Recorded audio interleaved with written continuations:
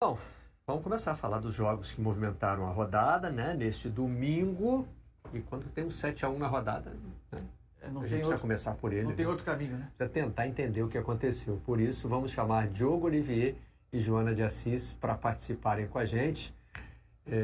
Claro que as repercussões maiores, né, Joana, são no Santos, mas eu vou, de qualquer forma, manter o critério do mandante e o Diogo vai falar da repercussão dessa goleada que dá uma resposta muito importante, né, para o torcedor do Inter, que estava começando a se questionar se seria um fim de ano muito sofrido. O jogo de ontem dá a entender que não, né, Diogo? Bom dia.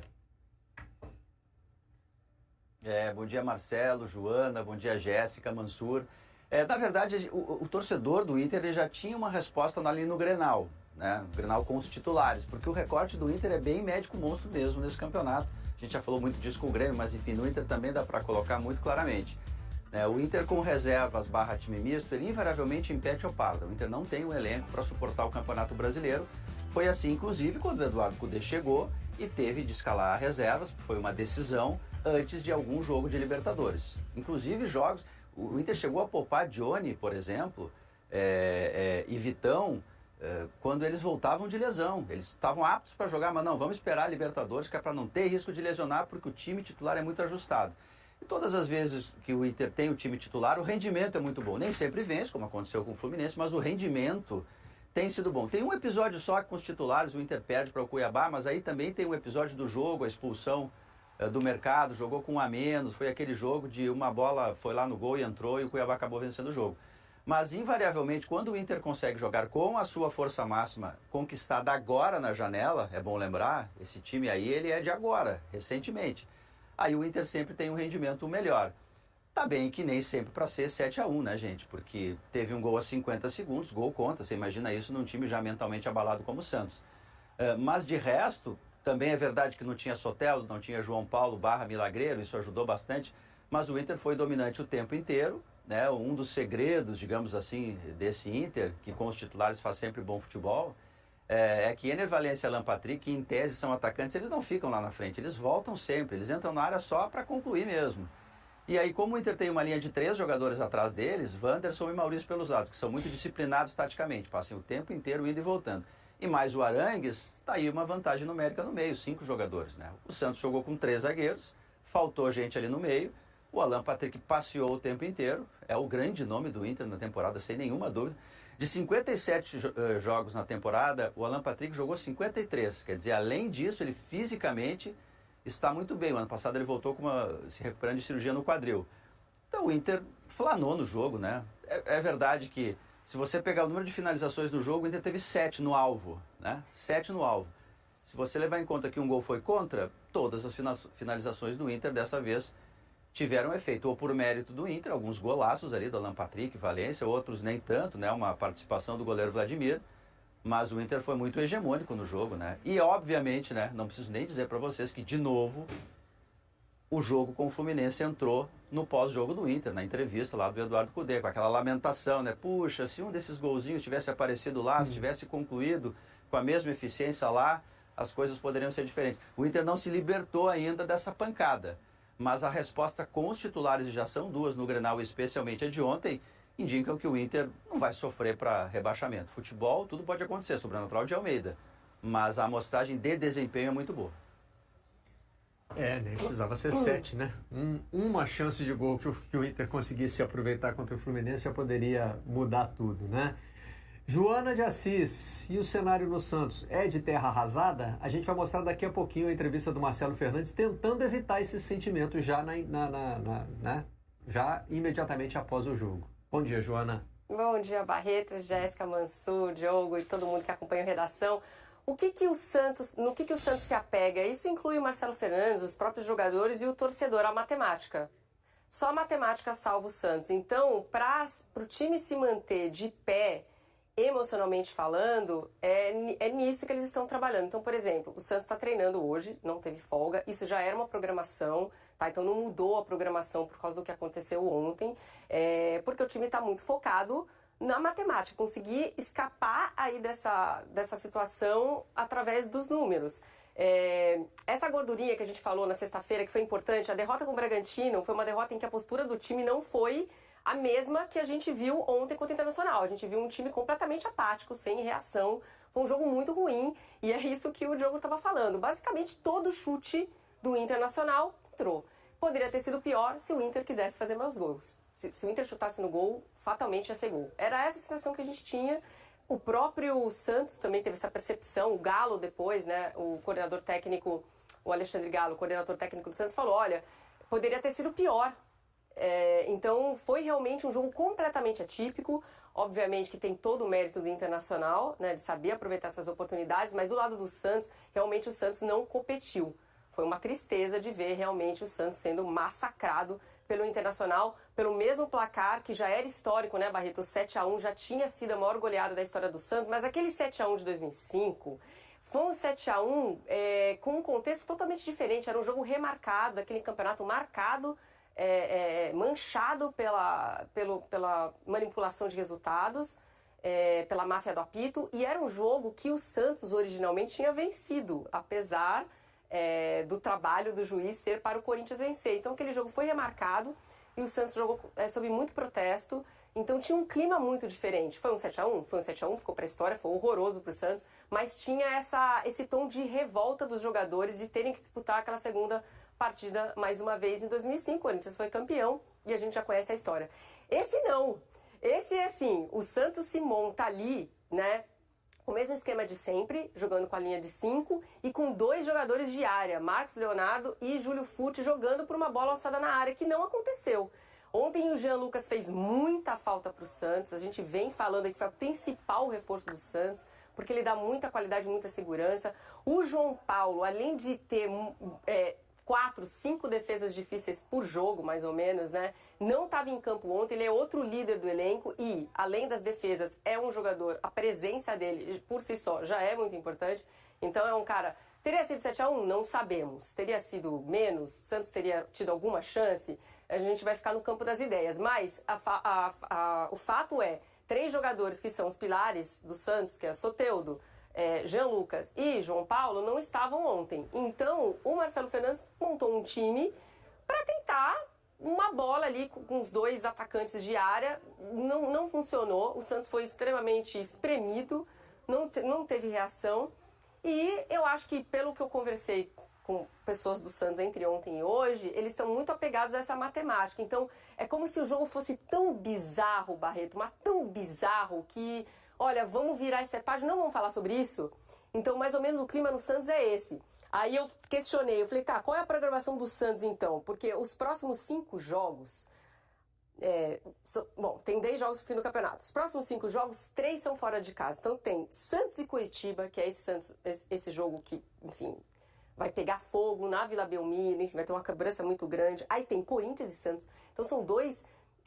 tem um mini campeonato aí, né? Então, ó, Santos e Corinthians, Santos e Coritiba, aí tem Flamengo e Santos, Santos e Cuiabá e Goiás e Santos. Então tem um campeonato paralelo aí nesses 5 próximos jogos. Aí eu perguntei se tem uma meta de pontuação nesses próximos jogos. E aí a resposta foi, vamos jogo a jogo.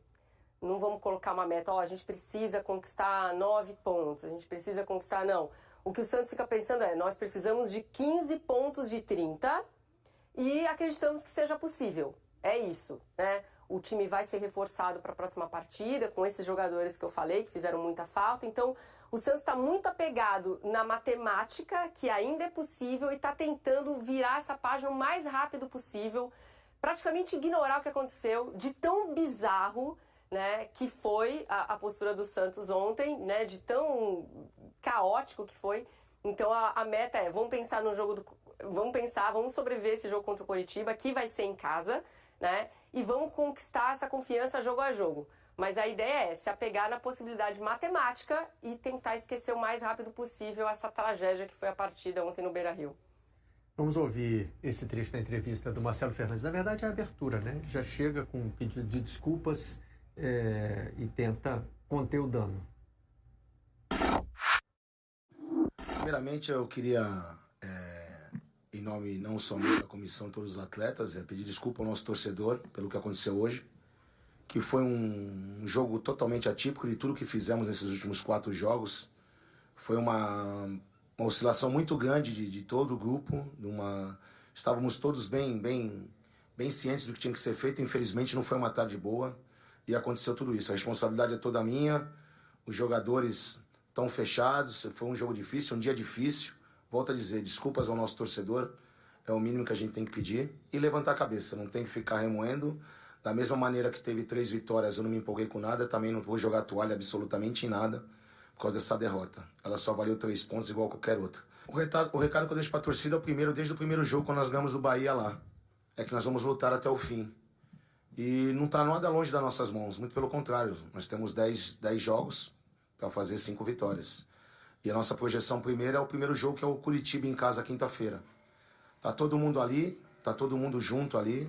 A gente sabe o que a gente precisa fazer e a gente vai atrás disso. O que eu falo para o nosso torcedor, além de hoje estar pedindo desculpas, não só por mim, mas por todo o grupo que está lá dentro, ele sabe que a gente está aqui para lutar do início ao fim, fazer o possível e impossível para tirar o Santos dessa situação, e a gente vai conseguir.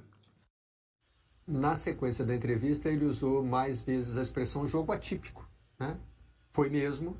E ele é um jogo até difícil de... Aí a gente tem imagens também dos jogadores fazendo gestos ali para a torcida, que representam também um pedido de desculpa, né? Não, a torcida não xingou porque tem aquele pacto, né, Barreto? De apoiar o time até o final. Então você não tá... Ó como estava a torcida do Santos. E estava assim também na Vila, lembra que a gente falou sobre isso, e lá no Beira-Rio também. Depois do 3-1 para o Bragantino. Mas ali o Santos competiu, né? E nesse jogo o Santos foi fortíssimo aquele dia. E nesse jogo é difícil até a gente fazer uma análise tática. É difícil fazer uma análise tática. O anímico meio que toma conta de tudo que aconteceu aí, né? Tomou conta, Barreto. E a fala do Marcelo Fernandes, ela é muito acertada. Não tinha como ele agir de outra maneira. Pediu desculpas para a torcida e manteve o foco no futuro. Só que quando um jogo acontece dessa maneira, com o roteiro que foi, os 2 primeiros gols foram o Santos que deu para o Inter. O Santos entregou, então o Santos contribuiu para uma goleada de 7-1. E eu acho que quando isso acontece, acaba tirando um pouco a esperança do torcedor. É claro, o foco tem que continuar acreditando, o próprio time tem que se fechar. Que bom que Marcelo Fernandes já interpretou isso de imediato. Mas o Santos, naquele jogo, foi não só apático, foi um Santos que não marcava, não competia, assistia o Inter jogar bola. O Inter brincou com aqueles três zagueiros do Santos, arrastando a marcação para onde queria. Então, parecia que era um Santos despreparado. É claro, ninguém joga assim porque quer. Vamos falar, ninguém comete os erros que o Santos cometeu porque quis. Mas é um Santos que tira as esperanças do torcedor nesse momento. E da maneira que acontece, acaba aumentando essa pressão para um time que nunca caiu, no peso da camisa, nessa zona de rebaixamento. É tão difícil falar de um jogo com esse... É que o placar é muito escandaloso, né? O placar ele é muito grande.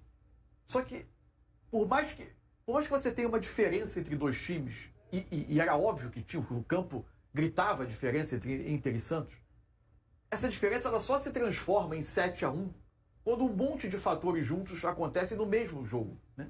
Isso é muito raro de acontecer. Taticamente, você tem uma série de explicações. O Santos era uma calamidade completa defensiva no jogo. Por vezes ele tinha uma linha de 5. O Lucas Lima não é um jogador que vai recompor fortemente na marcação. Ele ficava com o Diogo chegou a citar isso, e muito bem. Ficava com 2 homens à frente da linha defensiva contra um Inter que congestiona o meio, que agrupa jogadores ali. E era muito difícil para o Santos conseguir defender. Muitas vezes ele tinha os 2 alas saindo para tentar pressionar, deixando um espaço enorme para os 3 defensores cobrirem. Mais adiante, tentando corrigir isso, o Dodô vai virar o meia. O Santos passa uma linha de 4. O Lucas Braga com uma enorme dificuldade de marcar como lateral. Tanto que o que acontece no segundo e no 4º gol, ou no terceiro e no 4º gol. Que aí o Ener Valencia passa livre de marcação. O segundo é esse com passe errado, né? Esse aí é o terceiro. Esse lance... Aliás, a bola vai para fora. Esse lance, a bola vai para fora. Ele com uma enorme dificuldade de defender por ali. Esse aí é o lance do gol anulado. Esse é o lance do gol anulado. A gente vai ter agora um dos lances do gol que o espaço entre ele e o zagueiro mais próximo é muito grande. E o Inter começou a explorar. Mas já com uma linha de 4... Mas mesmo nesse lance, né, Mansur? Ele está ali projetado entre 2 zagueiros do Santos. Já quando o Santos... Agora, olha a facilidade com que o Valencia ganha o espaço entre ele e o defensor. É uma dificuldade dele de marcar. Aí o Santos ainda tinha uma linha de 5. Gol de fim de pelada, não parece? Exato. Parecia futsal, né? O Internacional jogando parecia futsal na área do Santos. Mais adiante no 4º gol, já com uma linha de 4, o João Basso sai para dar um combate muito longe da área e gera um buraco gigante. Enfim, taticamente tem uma série de explicações. Mas isso não basta, porque para ser um 7-1, o aproveitamento do Inter é altíssimo, o Inter inspirado, as duas bolas do Santos que poderiam ir no gol foram na trave. Tanto que o XG, Erros né, individuais. o cálculo de gols esperados, dá quase que um empate, né? Embora eu até confesso que eu tenha estranhado esse cálculo, mas enfim, isso eu acho que é uma coisa que ainda vai ter uma coisa nova, vai ter um que vai ter um refino, né? aperfeiçoamento, mas enfim, aí, esse gol de novo, um espaço enorme na defesa. Mas essas coisas precisam se juntar, uma série de fenômenos se juntam para gerar um resultado desse tão escandaloso. E o maior deles é o anímico, né? O Santos, em dado momento, parecia não acreditar mais nele próprio dentro do campo, era um time derrubado. Essa sequência de lance aí me chamou a atenção. Quer ver, ó? Do lado de lá vai ter um chute agora, se não me engano, do Marcos Leonardo, com a mesma força, né? E ele partiu na travessão. E de um ótimo atacante. Mas, enfim, agora, o Santos carrega junto com ele para cada jogo o que é a temporada até agora, né? E claramente, quando você tem o Inter de volta ao campeonato, com a sua equipe titular, com a sua formação titular, embora ainda seja também uma temporada acidentada, de muita oscilação, nesse momento o Inter tem mais de onde tirar. Não é que o Santos não tenha. Acho que o Santos vinha, dos últimos 4 jogos do Santos, com bola ele competiu, tinha problemas defensivos não do tamanho do que ele mostrou no Beira-Rio. Mas jogava com o mesmo esquema. Isso. Não foi um esquema novo contra o Internacional. Já jogando com a linha de 5 atrás e com esses... E competia as Bragas mais, de um lado, era mais o Everson de organizado. outro. Agora, o Santos ontem, na hora de defender, foi assustador. Assustador. E o Inter era o pior ataque do campeonato, um dos piores, ironicamente. Deixou de ser ontem, né? Com os 7 gols que fez. O Eduardo Cudê tem um trecho também muito interessante da entrevista coletiva. O Inter finalizou 13 vezes no jogo para fazer 7 gols. É um aproveitamento muito alto. Muito alto, Porque o primeiro gol, por exemplo, não tem finalização, porque é o gol contra. Sim. Foram 7 no gol e 6 entraram. Basicamente, tudo que o Internacional chutava no gol, Mansur entrava. Isso. O que foi na direção do gol entrou e uma que não estava indo na direção do gol, o Santos colocou para dentro, né? Isso. A gente transformou aqui em Sincerão um trecho da entrevista do Cudê sobre curtir o resultado ali.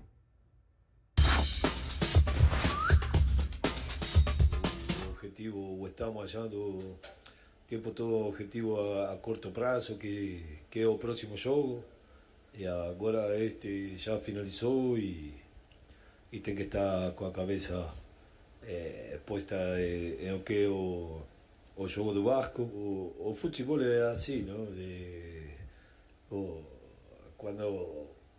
Quando quizá não quer entrar a bola, todos falamos, tem que dar treino de definição e a verdade é que sempre, em o contexto de uma preparação de uma semana completa, tem trabalho de definição, tem trabalho defensivo, tem trabalho para tentar melhorar o time. Hoje tivemos efetividade e bueno, manejamos muito bem o tempo do jogo e bom, claro, nunca estamos contentes, não? Porque é assim, hoje, por lo menos agora que falava, me crucei com el sábado, com o presidente, o primeiro que fala, que pariu, como não entrava outro dia, não? É a verdade, não sabemos disfrutar, não? O Zé Ricardo fala algo semelhante depois da vitória do Cruzeiro sobre o Atlético, né? Sobre ter mais satisfação do que alívio, né? O futebol não dá nem tempo para se curtir um 7-1 a favor. Pô, né? Quem tem a oportunidade de ser um 7-1 a favor podia festejar um pouquinho. Próximo compromisso, que esse no qual o Cudê já está pensando, o Vasco em São Januário. Agora, até sob o ponto de vista de ânimo, ponto de vista moral, o Inter encaminha ali um final de temporada um pouco mais tranquilo, né? É difícil você olhar para esse time com a formação já titular, com o brasileiro como única competição do ano, mesmo que a temporada não tenha sido o que se imaginou que poderia ser após o vice-campeonato do ano passado. É difícil você imaginar o Inter voltando a se afundar. Acho que seria muito surpreendente. Se você pega o recorte recente, o jogo em Salvador não foi bom. Mas você tem uma saída da Libertadores num jogo em que o Inter teve seus momentos em que ele podia ter definido a classificação e podia ser hoje um finalista de Libertadores. Ele não é um finalista de Libertadores por alguns detalhes de um mata-mata, que são típicos de um mata-mata. Depois ele dá uma resposta muito boa no Clássico com o Grêmio e tem essa partida espetacular de ontem, mesmo com as circunstâncias das fragilidades do Santos. E tem fatores que o Kudê construiu no time que fazem o Inter jogar um futebol muito mais competitivo, que é o Alan Patrick junto com o Ender Valencia. Eu concordo com o Diogo. O nome do Inter é o Alan Patrick. Num time que tem Ender Valencia, o nome do Inter é Alan Patrick, é um jogador excepcional. Formado no jogando Santos. muita bola. É verdade, formado no Santos. E aí, só na comparação que o Kudê faz com os gols que não entraram contra o Fluminense, era um contexto totalmente diferente, uma partida que é muito mais pesada de jogar, com uma marcação que está muito mais acirrada. Então, o Inter consegue fazer 7 gols com toda a competência, mas era num contexto bem mais leve. Depois que está 3, 4-0, sai mais fácil, né? É que também, né, Diogo, o torcedor do Inter ainda não tinha visto, assim, tudo dando certo de uma vez, né? É claro que você olha a qualidade do time do Inter e pensa, não vai ficar ali. Né? Do time titular. Do time titular. Quando os titulares puderem jogar, tiverem uma sequência, o Inter vai sair. Mas estava faltando mostrar isso para o torcedor. E agora mostrou-se, né, com sobras. E a partir disso... Aliás, eu estava vendo ali os lances novamente, pegando o gancho aí da Jéssica. Tem um outro jogador que a gente acaba falando menos dele, porque o Alan Patrick é muito hegemônico, assim, né? Ele está jogando demais mesmo. Que é um Alan Patrick um pouquinho mais para trás, que é o Arangues. São 2 jogadores que o passe é sempre para frente, é tudo muito rápido. Eles dificilmente sofrem falta, porque a bola não fica no pé deles, eles dão encaminhamento para qualquer jogada muito rapidamente. E esses 2 ontem foram assim meio que donos do jogo, né? Se não fosse o Alan Patrick o melhor em campo, seguramente seria o Arangues. Mas esse cenário todo do Inter, ele é tão exatamente isso que você falou, Marcelo, que ontem o Inter começou a fazer umas continhas aí.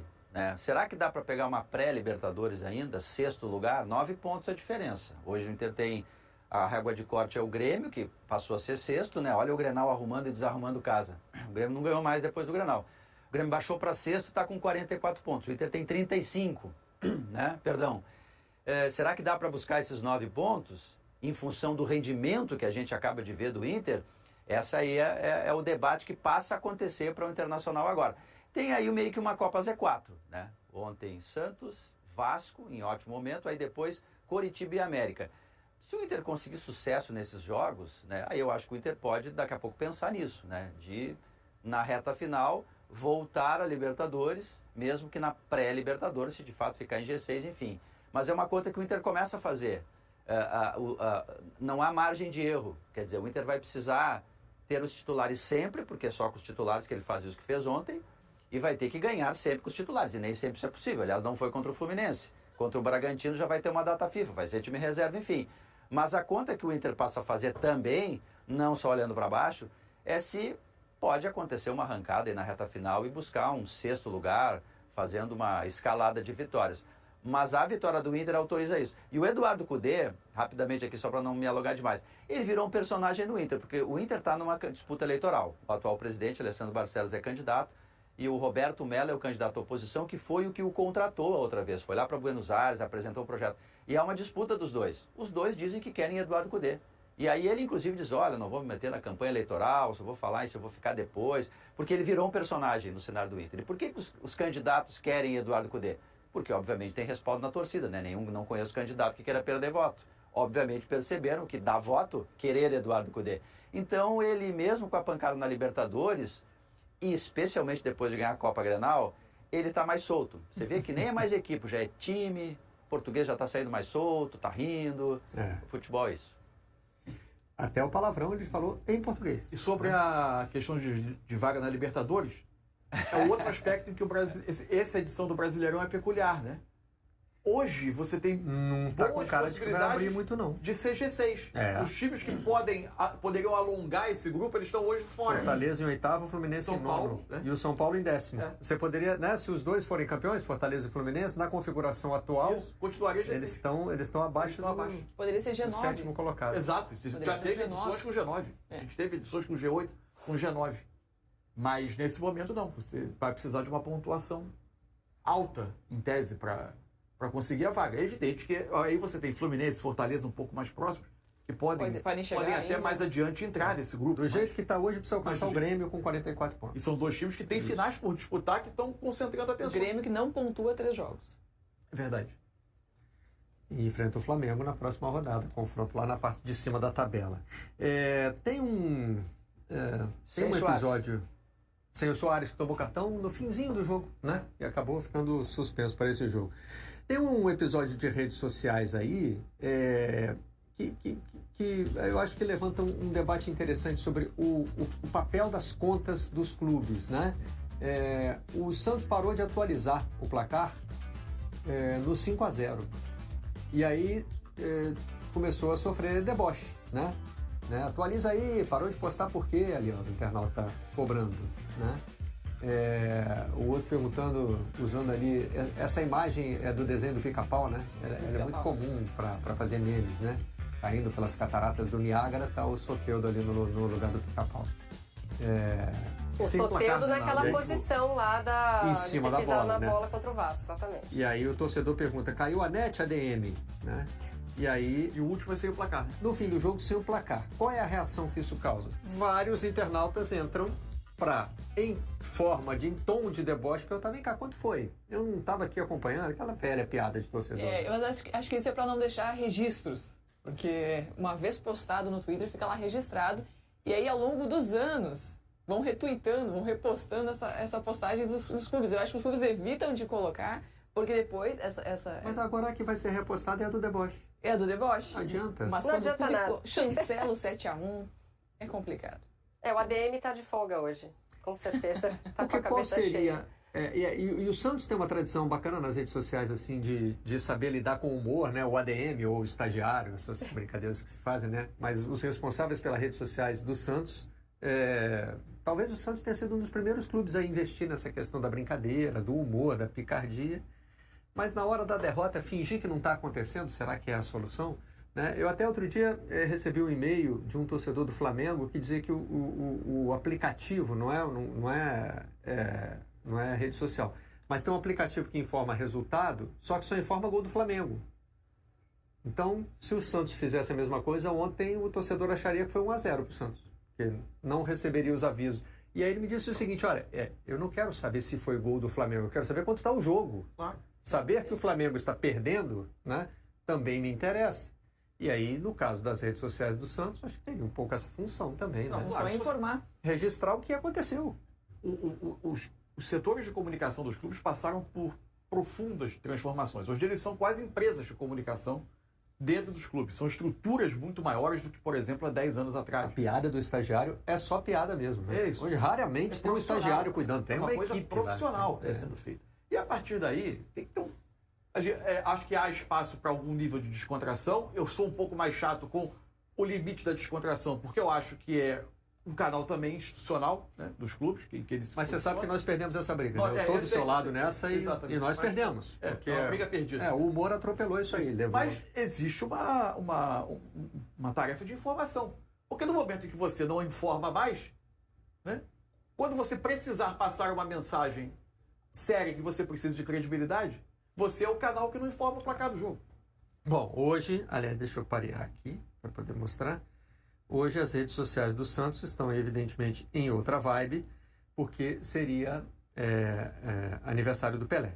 Né? O Pelé completaria hoje, se ainda estivesse entre nós, 83 anos, e o Santos faz essa homenagem aqui bonita, com a coroa iluminada, né? E o texto ali só diz eterno. A CBF, já que o Pelé tem a importância que teve também para a seleção brasileira, a CBF faz posts nas suas redes sociais. Eu mostrei Santos no Twitter e aqui está a CBF no Instagram, com essa imagem, com o símbolo de eterno ali, né? E um texto aqui, inclusive com declarações do presidente da entidade, fazendo homenagens ao maior jogador da história da seleção.